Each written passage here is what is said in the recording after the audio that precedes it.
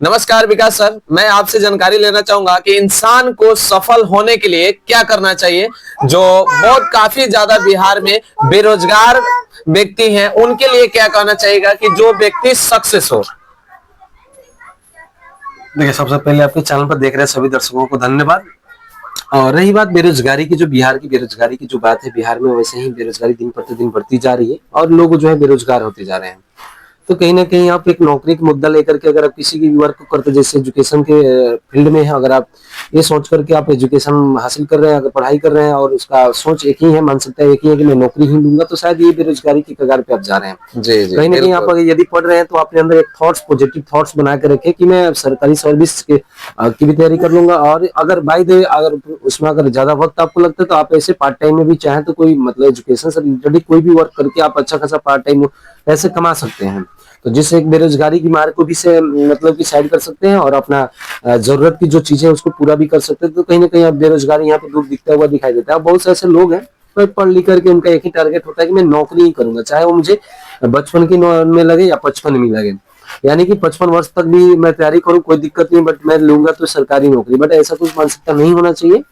अगर वे पढ़े लिखे हैं, हाँ ट्राई जरूर करें। अगर वो ट्राई करते हैं, अगर 25 तक जाते हैं, अगर उनको सर्विस मिलती है तो ठीक है, और ना मिलती है तो थोड़ा सा ट्रैक उनको थोड़ा सा सोचना चाहिए कि मैं और एक्स्ट्रा क्या करूं कि जिससे मुझे थोड़ा सा पार्ट टाइम मतलब पैसों कमाने के लिए इनकम का स्रोत बढ़ जाए।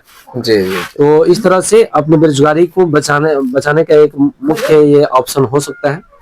और सर ये जो बात है, अगर देखा जाए तो बिहार में काफी ज्यादा बेरोजगार लोग हैं। ऐसा क्या कारण है कि बेरोजगार हो जा रहे हैं? देखिए, सबसे बड़ी बात है कि अगर कोई भी सोचते हैं ना तो लंबा छलांग कोई नहीं लगा सकता है। जैसे जी कि जी, आपको छत पे बिल्कुल। जानी हो तो पहला स्टेप आपको पहली सीढ़ी के पहले पैदान पे रखना पड़ेगा। जी अगर बिल्कुल। डायरेक्टली अगर छत पे आप जाने की प्रयास करते हैं तो कहीं ना कहीं आपको गिरना ही पड़ेगा, या फिर ये तो इम्पॉसिबल है जी कि डायरेक्ट आप किसी भी छत पे पहुंच नहीं सकते। मतलब क्या है कि आप अगर अच्छा खासा पैसा इनकम करना चाहते हैं तो सबसे पहले आपको थोड़े बहुत से स्टार्टअप करना होगा। जैसे कि कोई भी बिजनेस कोई करता है, पहले लाखों में अपना बजट लगाता है, फिर वो लाखों का करोड़ों में पहुंच जाता है। तो धीरे धीरे ऐसे करके बढ़ते जाता है। तो बात वही है, आप पहले 10,000 की सैलरी पे कोई वर्क कर रहे हैं तो हो सकता है कि 2-4 महीने बाद वो 12,000 की हो जाए, 15,000 की हो जाए, 20,000, कैसे करते करते करते आपका मनचाहा जो आपका सैलरी है वो मिलने लग जाता है।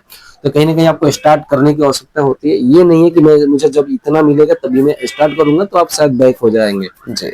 और अगला जो सवाल है विकास सर, जैसे कि बच्चे जो पढ़ाई करते हैं, मैं उन्हीं के लिए मैं बात करूंगा पहला, क्योंकि बच्चे मेहनत काफी ज्यादा करते हैं और काफी ज्यादा लॉन्ग समय देते हैं, और उसके बावजूद वो कोई वर्क साइड से कोई जॉब नहीं करते। उनके लिए साइड से जॉब कभी करना चाहिए या नहीं करना चाहिए? पढ़ाई के साथ साथ पार्ट्स ऑफ जॉब ये होना चाहिए कि नहीं होना देखिए, ये अच्छी बात है कि वो पूरा समय पढ़ाई पे ही देते हैं, लेकिन ये गलत बात है कि कुछ एक्स्ट्रा सोच नहीं पाते हैं। चाहिए? पढ़िए लेकिन कुछ एक्स्ट्रा सोच, एक्स्ट्रा थॉट्स भी होना चाहिए बच्चों का।